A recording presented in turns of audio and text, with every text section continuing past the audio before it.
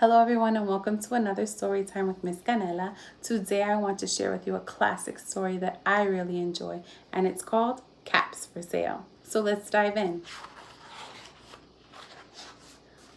Once there was a peddler who sold caps, but he was not like an ordinary peddler carrying his wares on his back. He carried them on top of his head. First he had on his own checked cap, then a bunch of gray caps, then a bunch of brown caps, then a bunch of blue caps, and on the very top, a bunch of red caps.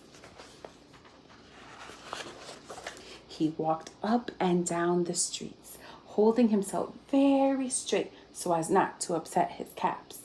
As he went along, he called, "Caps, caps for sale, 50 cents a cap."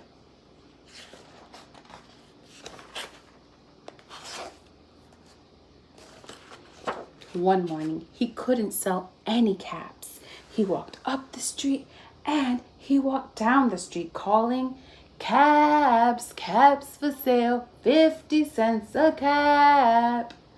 But nobody wanted any caps that morning. Nobody wanted even a red cap. He began to feel very hungry, but he had no money for lunch. "I think I'll go for a walk in the country," said he, and he walked out of town slowly, so as not to upset his caps. He walked for a long time until he came to a great big tree. "That's a nice place for a rest," thought he, and he sat down very slowly under the tree and leaned back little by little against the tree trunk so as not to disturb the caps on his head. Then he put up his hand to feel if they were straight.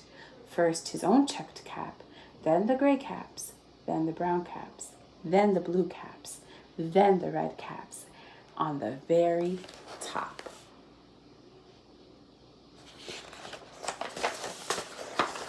They were all there, so he went to sleep. He slept for a long time. When he woke up, he was refreshed and rested. But before standing up, he felt with his hand to make sure his caps were in the right place. All he felt was his own checked cap. What happened to all the caps, children? Oh boy. He looked to the right of him, no caps. He looked to the left of him, no caps. He looked in the back of him, no caps. He looked behind the tree, no caps.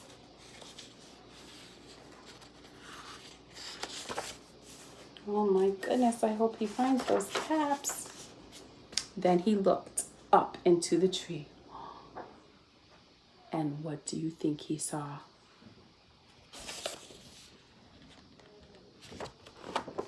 On every branch sat a monkey. On every monkey was a gray or a brown or a blue or a red cap.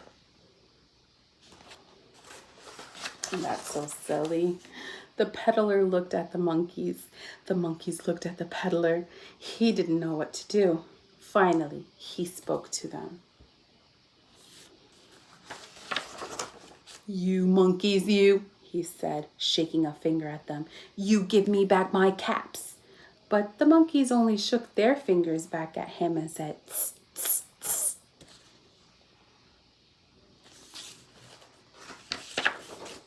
This made the peddler angry, so he shook both hands at them and said, "You monkeys, you give me back my caps."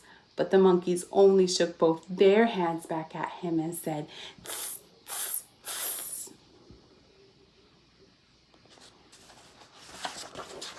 Now he felt quite angry. He stamped his foot and he said, "You monkeys, you better give me back my caps." But the monkeys only stamped their feet back at him and said, "Tss, tss, tss."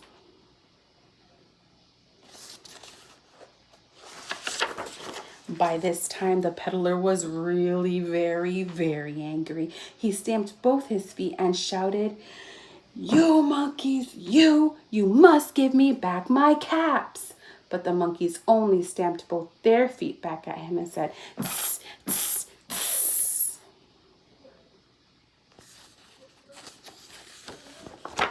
At last, he became so angry that he pulled off his own cap, threw it on the ground, and began to walk away. Boys and girls, do you think he gave up? Do you think he's just going to leave without all his caps? That would be rather sad. I hope he doesn't give up. Let's see. But then, each monkey pulled off his cap. Bloop, bloop, bloop. And all the gray caps, bloop, and all the brown caps, bloop, and all the blue caps, bloop, and all the red caps, bloop, came flying down out of the tree. So the peddler picked up his caps and put them back on his head. First his own checked cap, then the gray caps, then the brown caps, then the blue caps, then the red caps on the very top.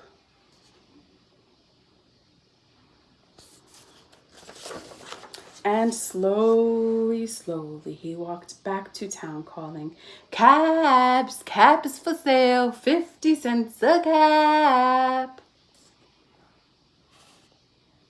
The end. Wasn't that a fun story? I always think it's silly when the monkeys come into the picture and they're just funny monkeys and they're kind of mimicking him and going tss, tss, tss, or stamping their feet. I think it's the funniest part of the story, or parts, because they do it about 3 times or so. So that's always fun.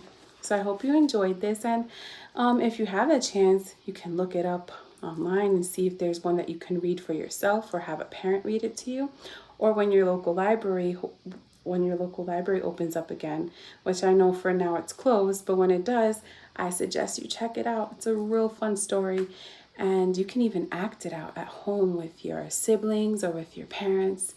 And yeah, it's a really fun and funny story.